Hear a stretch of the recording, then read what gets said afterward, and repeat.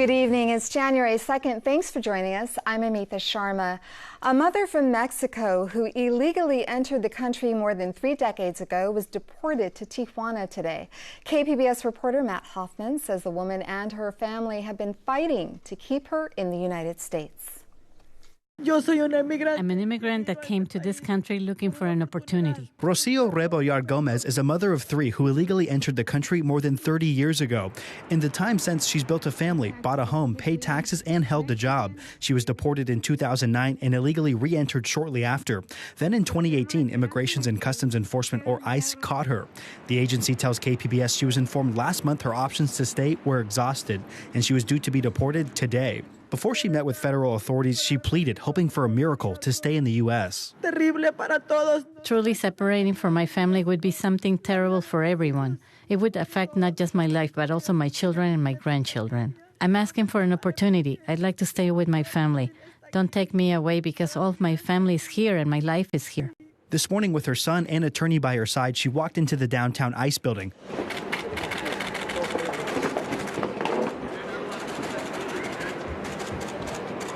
But no miracle arrived. Within an hour, she was deported to Tijuana, Mexico. It's a hard feeling having to say goodbye to my mother. Her son joined the U.S. Army in the hopes that it would allow her to stay in the country. All I was asking is for the policies that have been set in place to do exactly what they were there for, to keep my family safe. Now he wonders what will happen to his mom in Mexico. My biggest fear was what people were going to do to her if she crossed over. You know, knowing her case and knowing she's got family over here, she was going to get extorted for money, abducted. Before the deportation this morning, the family awoke to a hateful message spray-painted outside their home. With a very ugly message, specifically for us Mexicans. But I can reassure you that not all of us are bad people. A lot of us come here to work and to make a difference in this country. Rebollar Gomez's attorney says the fight to keep her in the U.S. was an uphill battle, but the end result wasn't shocking. Now she'll have to wait at least 10 years to be eligible for legal reentry. Unless federal immigration policy changes, her attorney says she doesn't see a way to legally bring her back to the U.S. Matt Hoffman, KPBS News. Beginning this week, bases around the country open to millions more veterans and their caregivers. KPBS military reporter Steve Walsh says in San Diego, the Navy had to figure out how to give them access.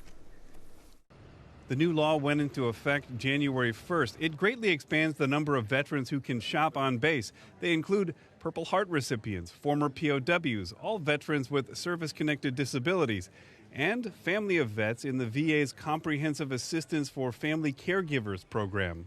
A total of 4 million people nationwide. Amy Stingley, the Access Control Manager for Navy Region Southwest, says it's more than just groceries. Well, they can shop at the Navy Exchange. They will have access to the commissary for groceries, the gas station that is just down the street. There is a movie theater that they would be able to utilize, and they can also buy discounted tickets. First, they have to get on base. Navy Region Southwest also requires a background check. Stinger says they can go to the Pass and ID office at bases at Point Loma, 32nd Street, or Coronado. The criminal history background piece is the longest piece of the puzzle. It would take usually about 48 hours to get a return on criminal history. So it's your best bet to come to Pass and ID, fill out the paperwork, come back in 2 days and pick up your credential. But the process is still very new. One of the officials with the exchange at 32nd Street said vets were turned away after trying to present their paperwork at the gate rather than going through the review. Veterans enrolled in VA health care should bring their VA ID. Vets who aren't enrolled in VA care can get a letter from the VA. The VA will also issue a letter to caregivers who qualify. Locally, the Navy hasn't seen a big rush so far. Surprisingly enough, we did not see a big influx of customers. One draw is gasoline.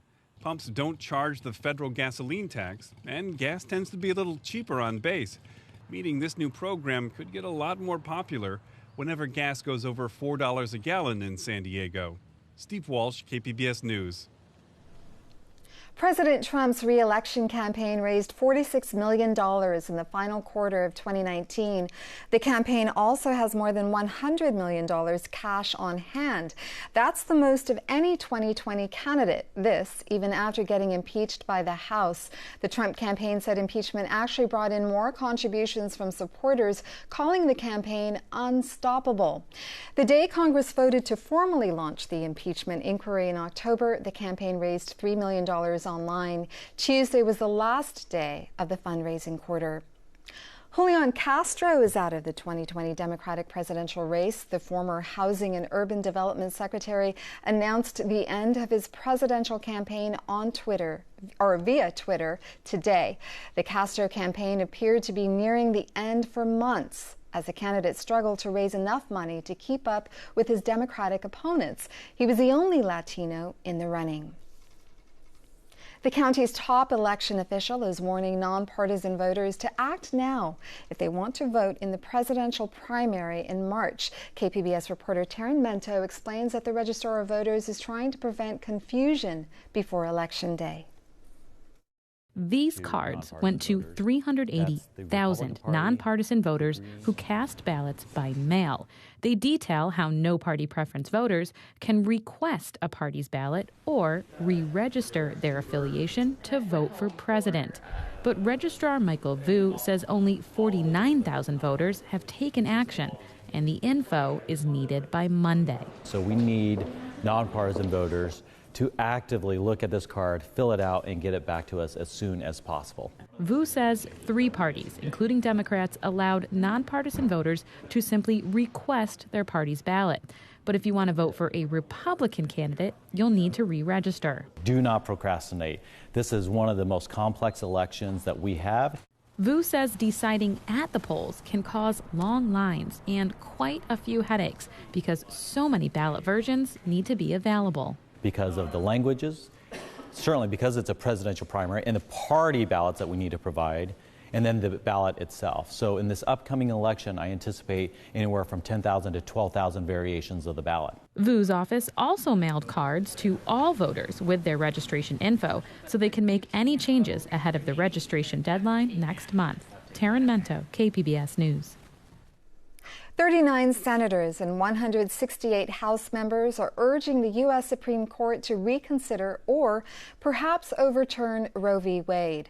The landmark Supreme Court decision legalized abortion in 1973. The lawmakers made their plea in a friend of the court brief. At least 2 Democrats are among the 207 lawmakers who signed the amicus brief. It comes as the court considers a Louisiana abortion access law. The law requires a doctor to have admitting privileges at a hospital within 30 miles of the facility where the abortion is performed. According to critics, there is no medical justification for the law. Those fruity flavored e-cigarette cartridges are about to be a thing of the past. The U.S. Department of Health and Human Services announced a new policy prohibiting the sale of the products today. Under the FDA rule, vape companies will only be allowed to sell 2 flavors of vaping cartridges, tobacco and menthol. They will have 30 days to stop manufacturing, distributing, and selling other flavored cartridges. President Trump has often criticized various cities' approaches to fighting gun violence, and Chicago has been no exception. But for the 3rd year in a row, the city has seen a more than 10% decline in violent crime.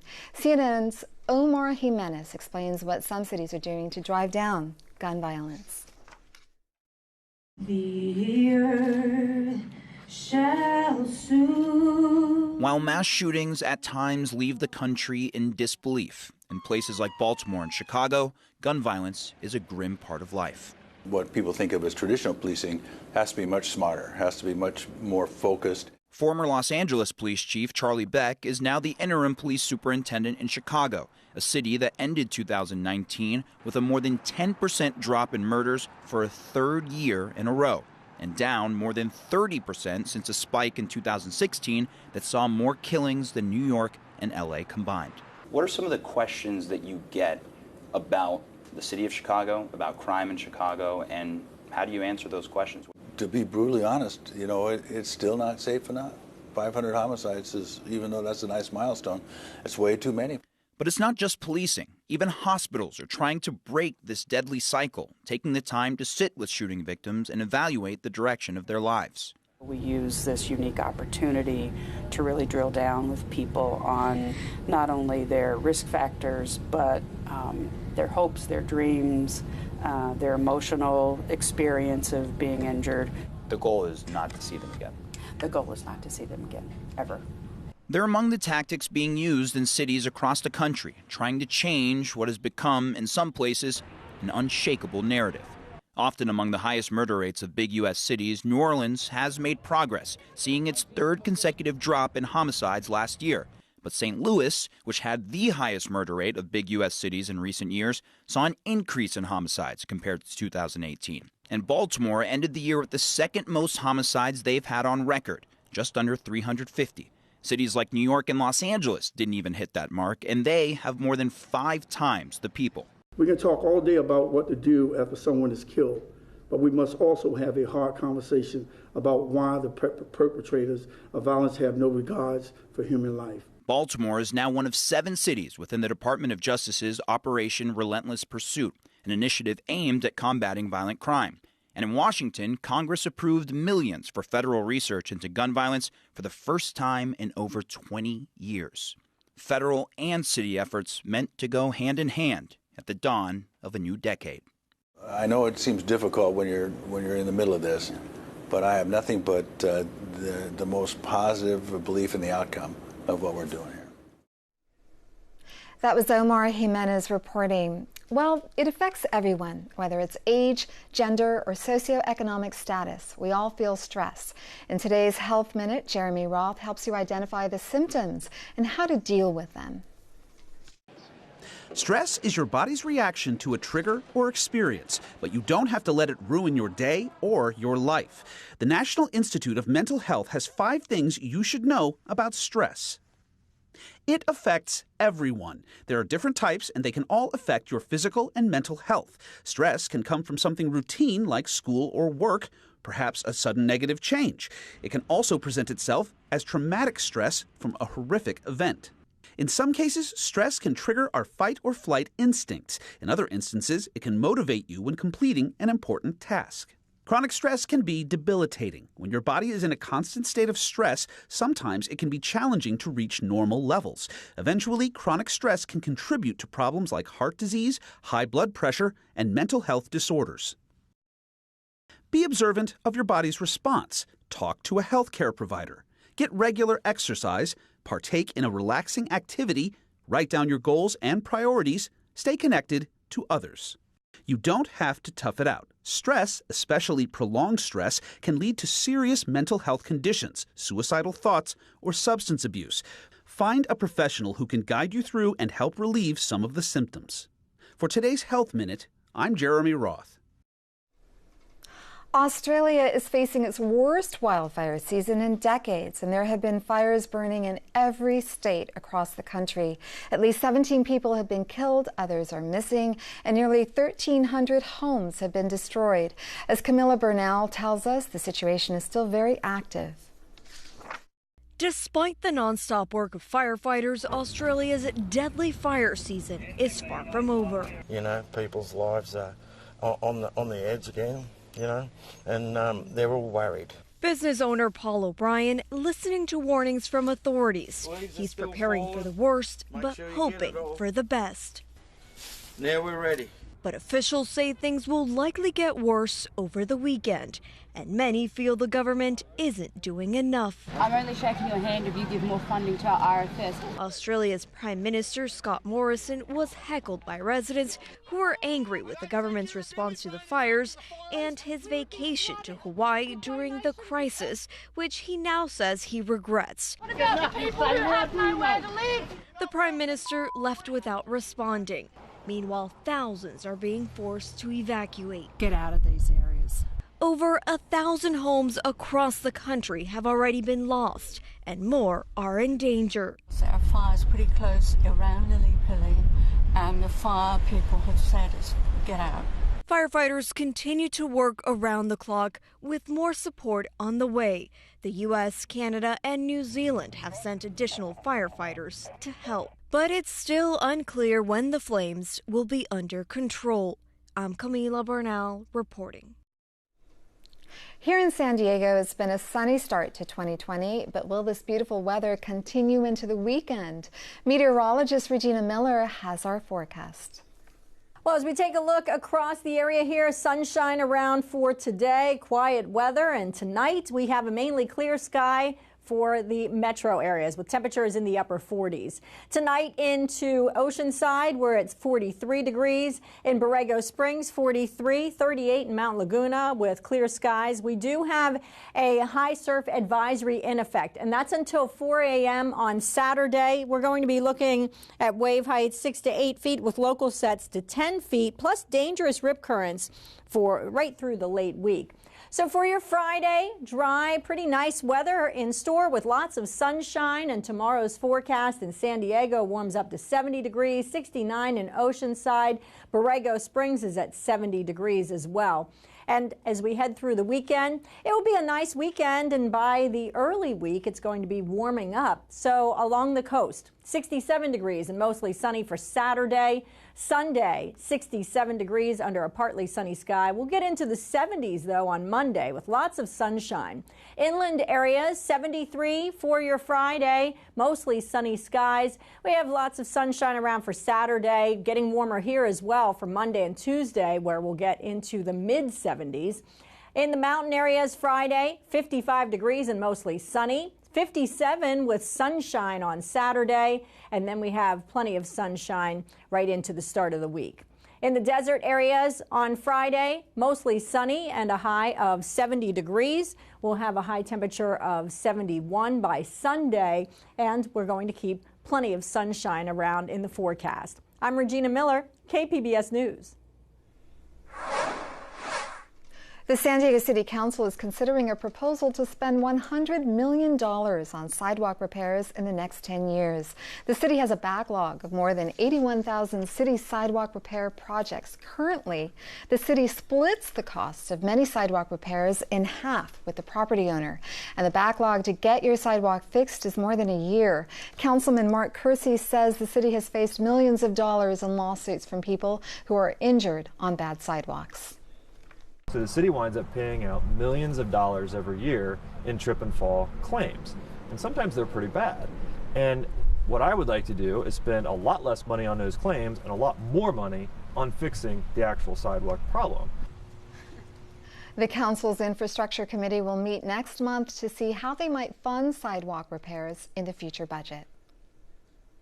Fresh off of being named San Diegan of the Year by this Union Tribune, California Assemblywoman Dr. Shirley Weber spoke to us today about the honor, how she built consensus on tighter police use of force rules, and what's on her legislative agenda in the upcoming year.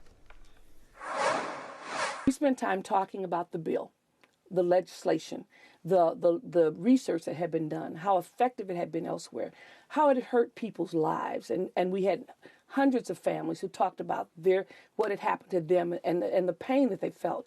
And I tried to share that with them. I also tried to share my life with them, that as an African-American woman who has a son and grandsons, what it's like to know that when a police officer stops them, that my kids are afraid, that I'm afraid, and that my life is not the same as theirs. So I tried to open up this world to them.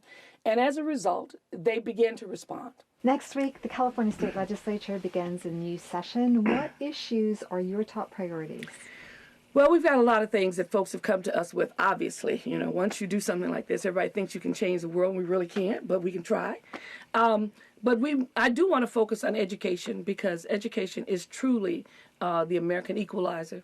It is our next civil rights issue, that all the things we try to pass and get done about equal opportunity and access, if we're not preparing those children who've traditionally been locked out and left out to basically take advantage of those opportunities, then what are we doing? And our educational system has not done that. We have also funded additional resources for kids, and we just saw in the recent audit that that money was not used for those children. There's no accountability for that. So we plan to basically address those issues that I've been kind of banging on the door for 5 years, and our governor has not really, the former governor did not really respond to the issue of accountability. Our audit says that we have to have accountability, that if we're giving money to change the future of children, if we're giving money to close the achievement gap between poor kids and kids who are foster care and so forth and so on, we have to hold people accountable. And so that's going to be a part of the conversation for next year. You're the daughter of sharecroppers from Hope, Arkansas. You spent time in your childhood in the projects in Los Angeles. What's motivated you throughout your life? My father was a hardworking man who believed very strongly that education was the key because he was denied an opportunity to go to school. The racism in the South didn't allow that. He taught us the importance of being educated, but he also taught me the importance of standing up and fighting back. And my education was supposed to equip me with the tools that he didn't have to fight back. So I've always felt that I would be creating mockery of my father if after all of this education, all of this training that I got, that if I turned my back on the people that my daddy educated me to help, and that's the people in my community. So even with all the stuff I've done, I've never forgotten from whence I've come. Never forgotten it, and have always worked to help young people to rise above the circumstances they're in, to fight the issues that nobody else wants to fight, to make sure that I had a voice that was there for them, because that's why my dad sent me to school, to basically be the voice in this community. And so even though with all those challenges, I've had tremendous support. I'm from a family of 8 kids. My brothers and sisters give me immense support. I went to a church that even to this day in LA, I haven't been in Los Angeles in almost 50 years. And when I go there, it's like I left yesterday. They know everything I've done. They read every article about me. They send me positive notes all the time about what I've done because they were a part of creating me. When I went to UCLA, they helped in every way possible to support me, whether it was finances, whether it was just cheering me on Sunday mornings for the accomplishments I'd done. So they have been a part of my life, all of my life. And the same is true with my church here. So I have been loved and covered in a community. And I cannot turn my back on that community. That is who I am, and that's a part of me. And most folks know I'm going to fight for what is right, even if I have to fight alone. I'm Judy Woodruff. Tonight on the NewsHour, Australia burning. Wildfires darken the skies and force thousands to flee. That's coming up at 7, right after Evening Edition on KPBS. If getting fit is one of your 2020 resolutions, January is the best time to save on a gym membership. That's because health clubs are offering promotions and deals to win over the New Year's resolution crowd. Meredith Wood has tips to save on fitness centers, studios, and classes. Getting fit this year can be expensive, but if you're committed to getting into shape in 2020, experts say you don't have to overspend, just choose wisely. A gym that is not hoping that you don't come and keep paying, but hoping that you come all the time, and if you don't, we'll figure out a way to make it work. Consumer Reports has these tips to help you pay less. Number 1, sign up for a trial run. Most clubs offer free trial passes, so take some classes, try out the gym's equipment, locker room, and see if you like the community. Number 2, research prices and search for deals online. Discount websites usually have major deals on fitness classes, trainers, and local gyms. Somewhere that gives you an opportunity to try them out for free, and then doesn't offer you any kind of contracts. Experts say this forces gyms to work hard to keep you coming back. Number 3, negotiate a deal. Consumer Reports suggest you go straight to the gym's manager instead of a salesperson. They may be more likely to work out a better membership price. And most gym owners they're in this because they want to help people. I'm Meredith Wood. The holidays are gone, and chances are there are some gifts you'd like to return or exchange. Mary Moloney takes a closer look at how to navigate those returns. They say it's the thought that counts, but when it comes to holiday presents, not every gift is a winner. Every retail and online store has its own policy when it comes to returns and exchanges. Experts say check the fine print before you head to the store. Sometimes during the holidays, there's actually not the same return policy that there is year-round. Is there a restocking fee if they do accept a refund? Consumer Reports also recommends these 3 tips. Number 1, don't open the box. Keep the original packaging intact. Otherwise, retailers may charge you a restocking fee. This is especially important for electronics. Number 2, keep those receipts. Consumer Reports says having one will ensure you get a full refund. Otherwise, you'll likely get store credit. We're reading that fine print to understand how are we going to return these gifts if our loved one doesn't like them, and make sure we're getting those gift receipts. And number 3, bring your ID. Some stores use computerized return systems that detect abuse, and you may be required to show identification. For Consumer Watch, I'm Mary Moloney. In 2018, A Quiet Place terrified movie audiences. Now in 2020, the aliens attracted to sound are back in the movie's sequel. Rick Damigella has a preview in our Hollywood Minute.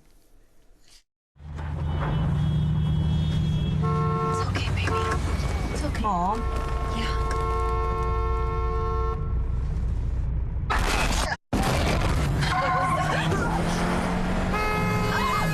Paramount has released the latest trailer for A Quiet Place Part 2. The follow-up to the 2018 sci-fi horror drama finds Emily Blunt and her family facing the terrors of not just the lethal aliens, but other survivors as well.